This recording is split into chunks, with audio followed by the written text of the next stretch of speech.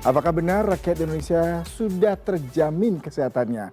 Jawaban spontan banyak orang, tentu ya karena punya kartu BPJS yang seakan jadi jawaban karena kita bisa berobat gratis. Namun tahukah Anda pengeluaran dana BPJS Kesehatan setiap tahun membengkak karena mengalir untuk membiayai penyakit-penyakit katastrofe yang dapat mengancam keselamatan jiwa dan membutuhkan biaya besar dalam penanganannya. Dan kita akan membahasnya dalam kesadaran hidup sehat rendah biaya BPJS membengkak. Kita akan melihat sebenarnya seperti apa.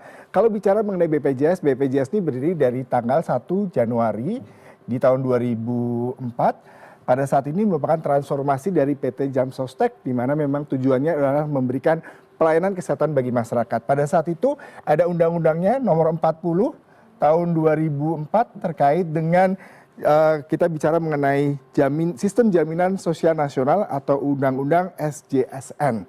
Nah, bicara mengenai BPJS ini yang menarik adalah biaya yang dikeluarkan setiap tahun itu membengkak. Kenapa saya mengeluarkan data ini terlebih dahulu? Karena kalau Anda lihat di tahun 2024 ini biaya yang dikeluarkan oleh BPJS untuk biaya kesehatan itu 176,11 triliun. Tapi di tahun 2025 membengkak cukup besar di 191,33 triliun. Data dari BPJS mengatakan sudah ada 1.190, kalau kita data ya, 108,27 juta klaim yang sudah diberikan oleh BPJS dengan tenggat masa pembayaran rumah sakit sekitar 13,6 hari kerja. Nah, kenapa jumlahnya membengkak? Ini perlu kita tahu apakah memang banyak orang sakit, banyak biaya yang dikeluarkan, dan pastinya klaim ini akan berpengaruh terhadap kesehatan finansial dari BPJS sendiri. Nah, kita lihat seperti apa. Nah, kalau ini adalah penyakit-penyakit yang didata oleh BPJS sebagai pengeluaran terbesar ya saudara-saudara. Ini saya coba membreakdown, ini kalau penyakit jantung, total biaya yang dikeluarkan oleh BPJS 117,3 triliun. Ini penyakitnya mengidapi buat warga Indonesia sebanyak 29,7 juta kasus. Wah, cukup besar juga ya saudara-saudara. Kemudian kedua adalah penyakit gagal ginjal, biaya yang dikeluarkan BPJS 13,3 triliun dengan angka penderita mencapai 12,6 juta.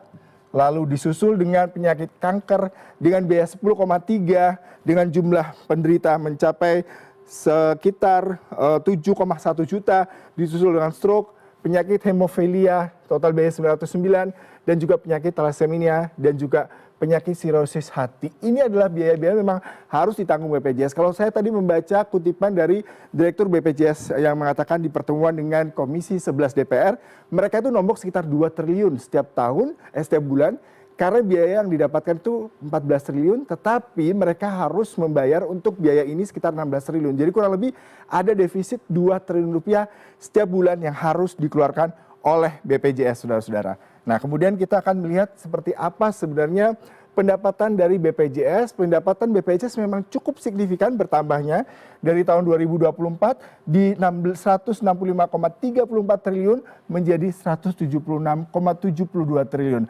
Angka partisipasinya cukup besar, bahkan data yang didapatkan ini mencapai sudah lebih dari 98,62%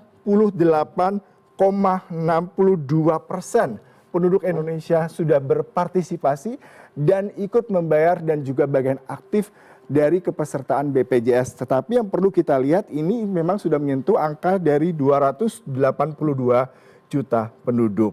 Nah, tapi yang menjadi permasalahan adalah bagaimana BPJS harus bisa tetap nombok ini untuk biaya-biaya kesehatan tadi yang terbilang cukup tinggi karena penyakit-penyakit tadi pastinya tidak hanya masalah obat, tapi juga teknologi untuk pengobatan dan juga perlunya tenaga medis yang spesialis untuk memberikan pengobatan untuk berbagai macam penyakit tadi yang sudah saya sebutkan. Nah, itu tadi ya, selain mengoptimalkan edukasi kesehatan dan upaya pencegahan penyakit, BPJS Kesehatan juga terus meningkatkan kualitas pelayanan, memperkuat pengendalian biaya, serta mengoptimalkan kolektabilitas iuran untuk menjaga kesinambungan program ini.